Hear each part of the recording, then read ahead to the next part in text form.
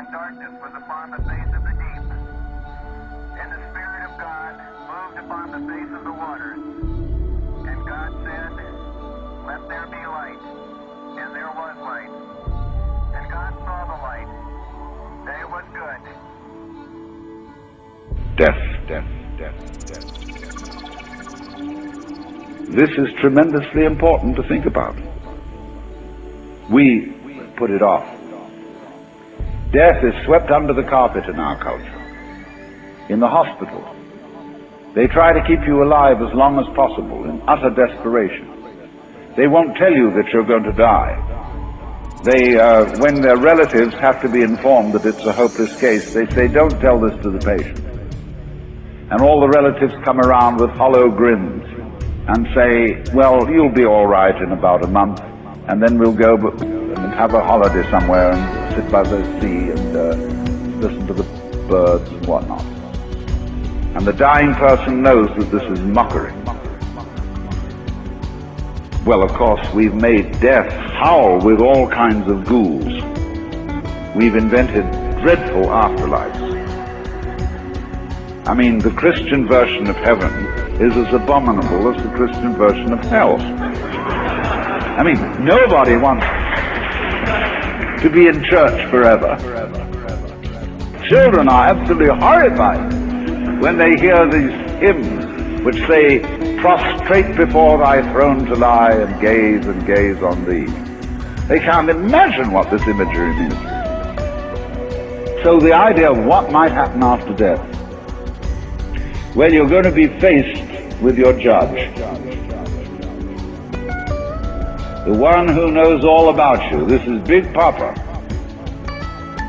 who knows you were a naughty boy and a very naughty girl, especially girl, from the beginning of things. He's going to look right through to the core of your inauthentic existence. And what kind of heebie-jeebies may come up. Or you may believe in reincarnation, and you think that your next life will be the rewards and the punishments of what you've done in this life. And you know you got away with murder in this life. And of course, awful things are going to happen next time around. So you look upon death as a catastrophe. Then there are other people who say, "Well, when you're dead, you're dead." Just nothing going to happen at all. So what you got to worry about? Well, we don't quite like that idea, because it spooks us. You know, what would it be like to die?